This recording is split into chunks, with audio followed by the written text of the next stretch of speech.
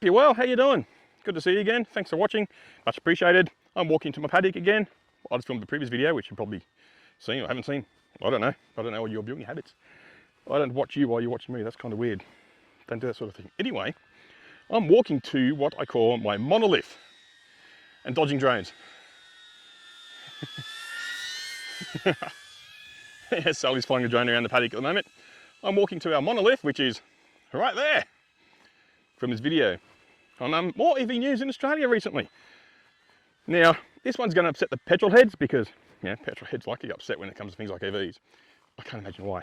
Anyway, the Kia EV6 GT just beat a Ferrari in a drag race, believe it or not. The V12 powered Ferrari SUV. The Ferrari Puro Sangue, Ferrari, whatever that word is. I don't know what it's called, I can't pronounce it, but it is worth $395,000. The Kia EV6 GT, which just beat it in a drag race, not once, but 3 times, proving that it's not just a one-trick pony, doing one race, 65 grand-ish. So that's a 6-fold price difference. Or in Aussie terms, run Ferrari, 6 keys, plus a caravan, plus a boat, plus a meat raffle, and a trip to the toilet.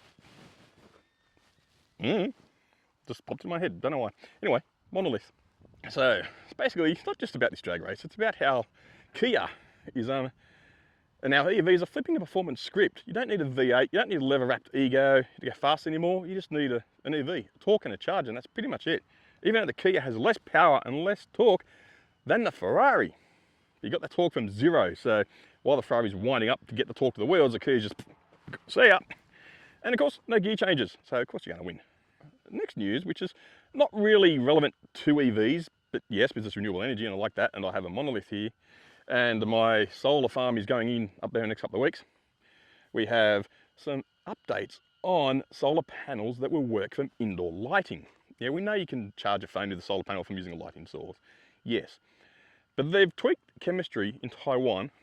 I should say, the research lab in Taiwan has tweaked the chemistry to allow solar panels to work from different wavelengths. That's been one of my things before. I've always wondered why solar panels can't work off infrared or UV, other light we get around the place we can't see with our eyes to turn out electricity. But apparently these guys have done it. So basically they've got a layer in there now which absorbs different wavelengths, and it uses passivation of something. I don't know how they're done. It doesn't say that, obviously. If you look at the research papers, you probably find that out. So it doesn't self-destruct in the outside air, but what that basically means, at a brightness level in a common office of around about 2000 lux, these cells will hit 40% efficiency, which is, to be honest, pretty crazy for a solar panel. Most of those are hanging around like 20%, 25%, the good ones. But yeah, but basically, which means you're going to get them working under clouds, a lot better than they do now. I mean, solar still works under cloud, obviously, just not as well as it could because, you know, clouds.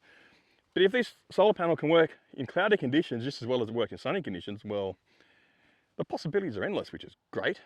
So basically what they're doing is hoping they can use it to charge smaller devices such as my camera here, my phone here, you know, microphones and stuff I've got hanging around here and receiver in my pocket, smartwatch, that sort of stuff, other vibrating unmentionables, that sort of thing. They can basically charge it while just sitting in your room using ambient light in the room. You don't need to plug it into anything, you don't need to turn a light on to charge it under it, you just takes in the ambient light from the bedroom or your lounge room or whatever and charges these devices. So how great's that? Now that tech can be, you know, rolled out, made cheap, get itself out of the lab. It's going to be a massive boon for solar, that's for sure, especially the 40% efficiency rate and working cloudy days. It's going to be spectacular. You know, people will be able to put 50 kilowatt solar systems on the house, unlike the 20 odd we're getting up here. That will be fantastic. So, I think that's it for this quick news story today in this paddock right here next to that thing. Oh yeah, NBN's going on top of that box apparently sometime next week as well, but you are getting NBN. And a little bit about this thing is going to be our backup power source because we are getting, up there, we are getting around about 20 kilowatts of solar panels on the ground mounted. We are getting a SIG energy system, 50 kilowatt battery system coming in, hopefully next week, I think. Depends on supply, because apparently on the docks, and who knew when they had this rebate come out that everybody's going to order batteries because they're hard to get at the moment. But the rebate does not just end. It's going to slowly taper away over the years. So if you can't get a battery now and you have to wait, you can still claim 95% of the rebate like next year and the year after that and so forth. So, yeah, But there is a mad rush of batteries, so they're coming soon-ish, I hope, because we did order them some time ago, and it's first in, best dressed. But yeah, as of next week, work starts on our big solar array. Updates coming for that soon, when I get time to edit this video. So once again, thank you for watching. I really appreciate it.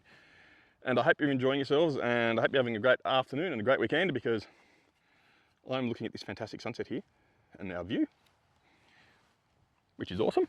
And I really appreciate you watching. So take care of yourselves. See you all in the next video. Okay, bye.